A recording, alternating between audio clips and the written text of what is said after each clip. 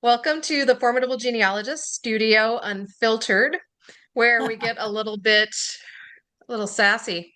And I am joined here again by friend and colleague Kate Penney Howard. And today we are going to talk about name myths in genealogy.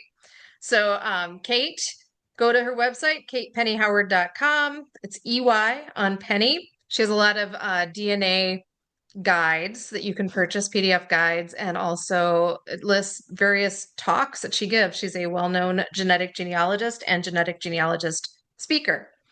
And then I just did your intro for you, apparently, Kate.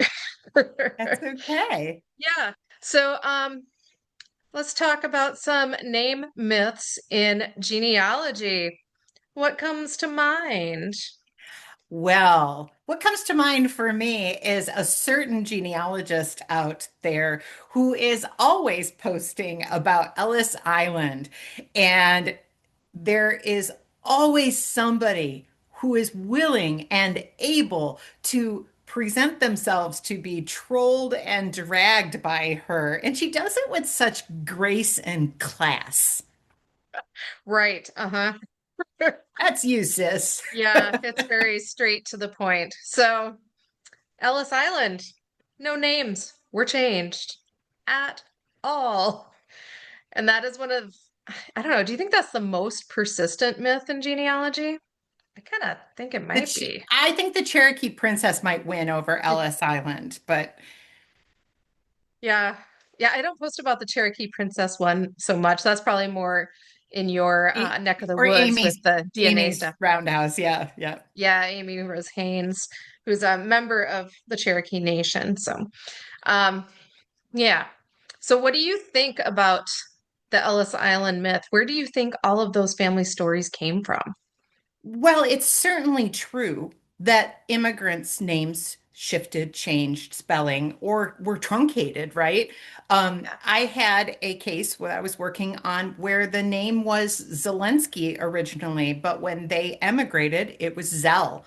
And so it was very, and yeah, and so it was very interesting to see how that family changed. Um, Many immigrants, one of the first thing that they do when they get to the country that they're going to live in for the rest of their lives is assimilate in some way, right? It's great Right. if they keep some of their practices and language use and things like that, but ultimately when you move to a new place, you got to get by. And so I have a friend who has a surname that is one of my family names. And so I was really excited when I had a chance to talk to her one day and I said, "Hey, can you tell me about your family name Knapp, Knapp? Maybe we're related and it's one of my brick walls that I need to work on." And she laughed and she said, "I would love to be related to you, but when my great grandfather Napolitano arrived on these fair shores, he immediately started working in a factory and he turned to one of his new workmates and said, 'I need an American name.'" And so they truncated the name from Napolitano to Knapp. And so that is I think that the greater truth is upon emigration, many people's names change in some way, but it wasn't done at Ellis Island. What do Right. you think? Yeah, for sure not. Um, yeah, I think that it kind of, I mean, there's like Hollywood movies, Godfather 2, where it comes up in there. But Oh, okay. also, I think there's a lot of heritage pride that is felt by later generations. Mm-hmm. So, like you said, somebody came in 1900 and they're trying to just fit in and simplify things, and they're tired of correcting people on their name. They might simplify it. And then perhaps the next generation assumes, well, they wouldn't have changed their name by choice because we're proud Italian Americans. The heritage pride may have come later. And perhaps it's an assumption that then turns into family lore. So Mm-hmm. that's kind of my Yeah. assumption on that. But for anyone who has not followed me before and is not aware of my very strong, I guess, preaching on this fact. It was not possible to change names at Ellis Island. It's the equivalent of if I, Jen, go into Starbucks and they write my name as Jean Yeah, on my cup, I don't have to go by Jean. If you show up there at Ellis Island, they had myriad translators and nobody is changing your name. They're just comparing it to the passenger manifest from when you left your right. home country. So there's nobody saying spell your name. There's nobody struggling to be illiterate to write their name. None of that is true. And even if it had been, let's say they did end up with something written on a piece of paper and they left, they could change their name the moment they left and be Joe Green through no Exactly, legal exactly. process. Mm-hmm, mm-hmm. So let's talk about the misconception too that every name change required going to a courthouse and legally doing it. You talked about the Nap man, Mm-hmm. Napolitano. Yeah. Napolitano. Mm-hmm. Yeah, and he just changed his name. Do you have anybody else that you've found that just starts using a name and then did they keep using it consistently or did they fluctuate? Yes, my grandmother, my paternal grandmother, and my maternal grandmother's sister both changed their names. So I'm named after my grandmother, Catherine Jane, who later became Penny. So I'm Catherine June Penny originally, and she said, "Well, you can name her after me, just you have to promise me one thing." She said, "Don't spell her name like mine." So my grandmother, her name was spelled Kathryn, and I'm an Erin. And she said that when she was in sixth grade, her teacher told her, "You no longer spell your name Erin, you now spell it Ryn because that's classy and like a movie star's name." And so my grandmother was born Catherine with an Erin, and she was never legally changed to Ryn. My grandmother's sister, she also went from Elaine with an INE to YNE, and she did it for the same reason because she thought it sounded like a movie star's name. Hmm. So, those are just very small changes, but surnames also changed. One of my favorites is in my family, we have some early colonists whose last name was Macomer, Macomber. Well, somehow and they were English, and somehow that shifted to Mick Cumber with a capital C in the, yeah. And so MC capital Cumber. So it changed nationalities for us, just like Napolitano to Nap, which is an English name. Right. Yeah. Hmm. I've How seen a about you? lot of name translations too. I Yeah. was doing a client case where I had a Johann Schwartz, and he was in, it was like 1820 census, like North Carolina or something. And then nobody could find him after that. Well, then he was John Black after Black. that. Yes. Yes. Yeah. But then I found other documents where he just fluctuated with, even within the same year with the name Well, and you translation. might see different documentation of him in different communities as well. So he might be called Johann Schwartz in the German population, but then in the English Mhm. population, he might just give up and say John Black, and so they Right, write it. So exactly. yeah, yeah, And you'll find more records if you are open-minded about the names. So it wasn't really until like the 1930s in the US, like the late 30s, that there was such a thing as like a consistent spelling of your name right. and, needing to have a legal name change. You'll find it on some naturalization documents, but not always. It was kind of Hmm. with the advent of Social Security applications that that consistency started to matter. Hmm. Part of that, not really. Yeah, So I yeah. see, a lot of the people that argue the Ellis Island name change myth will also say, um, I see that instead of spelled like um, McDrummond, it's Mac Drummond. So it was a name Yeah, change. But that's the big thing here too. Another myth is spelling. yeah. Like Buchanan and Bohannon are the same name. Same Yeah, name. yeah, Yeah, and they're, not a name change. yeah, exactly. Yeah, there's just so much like I don't know. I basically when I'm researching, I think that all vowels are interchangeable. And Do you some ever, consonants. yeah, do you ever just sit and like say names to yourself to figure out what else you could be looking for? Yes, Yeah, yes.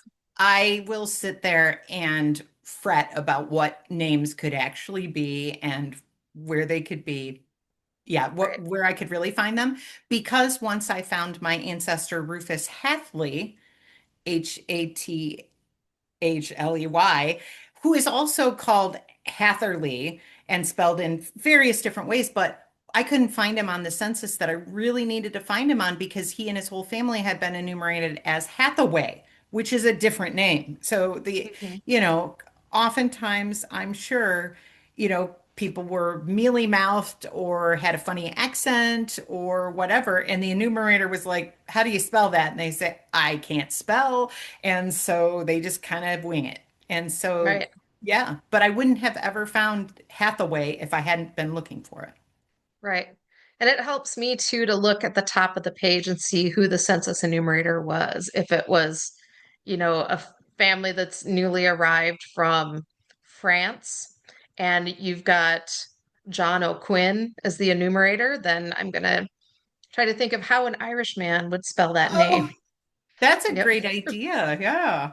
hmm Another thing that comes to mind with names is the whole if you have the same name, everybody must be related. Like when I was in Scotland, there's like the origins of a surname, and then people think that everyone with that surname goes back and is Right. related. Do you have You anything to mean add on those types of names? You mean like Miller, Farmer, Baker, Smith, Cooper, Fuller? Yeah, that's not, Yep. yeah, those are all job names, right? So, hmm a preacher or whatever it happens, parson. Yeah, those are hmm all job names. So there wasn't one guy named Bob Smith who was out there fertilizing the entire population. It just happened to be that there were a lot of guys out there who were Smiths. And so, blacksmiths or whatever other kind of Smith. And so that was, yes, definitely. I have an ancestor whose last name was Goldsmith, right? And so that's just that's a description of what they do. And the same thing with German names. There's a lot of German names that are the same as Miller, Fuller, etc., but they are also job names. Right. I also get a lot of people when I talk about my Scandinavian family. I will be talking about like my Jensens, and somebody will be like, "Oh, we have to be related because I have Jensen ancestors too," not understanding the patronymic style of naming that you would Yeah, find in Sweden and Norway, where you're going, and Slavic countries too, yeah, where it's just son of Jens. It's not right. any Jensen surname that's passed down. You won't find that until I can't remember the dates, but it's like It's around about the Civil War. 1920. About the Civil Oh, War, it starts to change, I've seen. Yeah.